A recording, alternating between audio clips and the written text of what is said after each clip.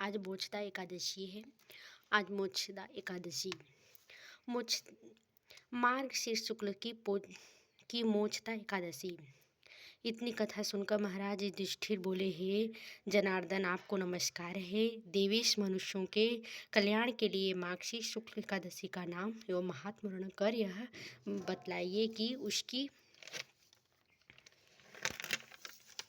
विधि क्या है, उस दिन किस देवता की आराधना होती है। महाराज युधिष्ठिर के ऐसे वचन सुन भगवान श्री कृष्ण जी ने कहने लगे, हे पांडुनंदन, तुम धन्य हो, इस प्रकार लोक पकारी प्रश्न किया है। अच्छा सावधान होकर सुनो। एकादशी मनुष्यों को अनेक पापों को नष्ट करने वाली है। इसका नाम मोक्षदा है।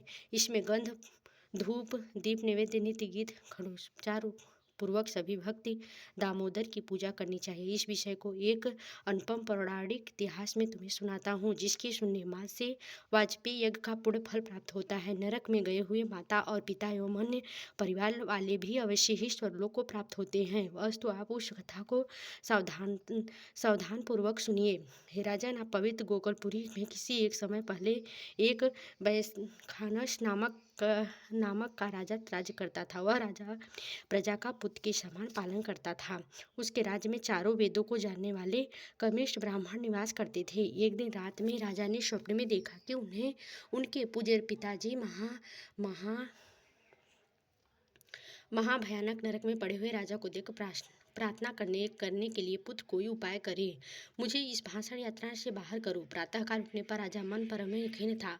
वही सोच रहा था कि किस प्रकार अपने पूज्य पिताजी को नरक से बाहर करे। बहुत कुछ विचार करने पर भी उसके कोई विचार स्थित न हो सका। तब पर राज दरबार में जा उत्तम विद्वानों, ज्योतिषियों को और तपस्वियों को बुलाकर रात के स्वप्न को समुचित वृत्तांत बताकर सब लोगों से प्रार्थना करने निवेदन किया। कोई ऐसा उपाय नहीं निकला पर पिता का उद्धार इस महानरक से हो, क्योंकि उनकी दशा पर मुझे अत्यंत ही खेद था। दुखद है, यह मेरा राज सुख ऐश्वर्य सारा एकदम निरसर था। खाती घोड़ा, धन संपत्ति, स्त्री पुत्र परिवार, मुझे कुछ भी आनंद प्रतीत नहीं होता। इन्हें नहीं सोचता कि मैं क्या करूं, कहाँ जाऊं और किस प्रकार पूज्य पिता कष्टों को निवारण करूं। उस समर्थवान पुत्र का जीना किस काम का, जिसके पूर्व नरक में पड़े हों। राजा के हृदय से ऐसा उद्गार सुन ब्राह्मणों ने एक स्वर से कहा, राजन, यहाँ समीप ही पर्वत के मुनि का आश्रम है। वहाँ मुनि भूत, भविष्य एवं वर्तमान तीनों कालों को ज्ञाता है। वह आपको कोई न कोई व्यक्ति अवश्य ही बताएंगे। ब्राह्मणों को ऐसी वाणी सुन राजा ने प्रवर्तक मुनि का आश्रम की ओर प्रस्थान किया। वह आश्रम कैसा था? अनेक शांत चित्त योगी ऋषि मुनि और तपस्वियों का हम अपने अपने धार्मिक कार्यों में संलग्न थे। वह स्थान चातुर्वेद ज्ञाता वेदिक्षों परिपूर्ण था। ऐसे महान आत्माओं से घिरे हुए पर्वत मुनि अत्यंत तजोमय दूसरे ब्राह्मणों के समान दिखाई पड़ते थे। राजा ने मुनि को साष्टांग प्रणाम किया। मुनि ने आशीर्वाद देकर उन्हें परिवार और राज्य के कुशल समाचार पूछे। राजा ने कहा, भगवान, आपके अनुग्रह परिवार एवं राज्य सभी कुशल पूर्वक, यद्यपि राज्य में किसी प्रकार का बाधा एवं विघ्न नहीं है, तथापि कुछ मानसिक कष्ट इस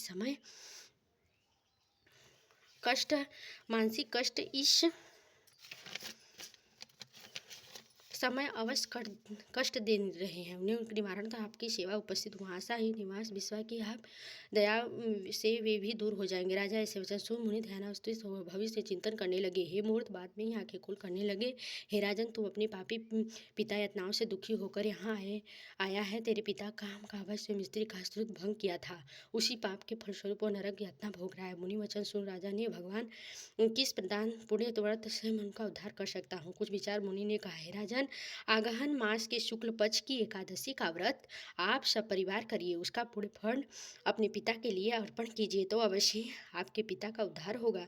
राजा मुनि के आश्रम से आकर उन्हें आज्ञा अनुसार सब परिवार एकादशी व्रत कर उसका पुण्य फल अपने पिता के अर्पण कर दिए। फलस्वरूप उसके पिता नरक से निकालकर दिव्य विमान में बैठा हुआ स्वर्ग भेजे गए जाते हैं।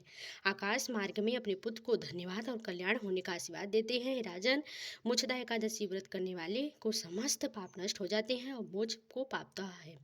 इससे बढ़कर मोक्ष देने वाला कोई दूसरा व्रत नहीं है। इस व्रत करने वाले को क्या फल होता है, इसको मैं भी नहीं जानता। इस कथा मात्र से सुनने और सुनाने का वाजपेयी यज्ञ का फल प्राप्त होता है। इस स्वर्ग मोक्ष को देने वाला यह एकादशी व्रत चिंतामणि स्वरूप है। बोलो विष्णु भगवान की जय, बोलो लक्ष्मी नारायण की जय, बोलो एकादशी महाराज की जय, विष्णु भगवान की जय, लक्ष्मी नारायण की जय, बोलो बाके बिहारी कुंज बिहारी श्री बिहारी श्रीमन नारायण नारायण लक्ष्मी नारायण नारायण हर हर नारायण की जय।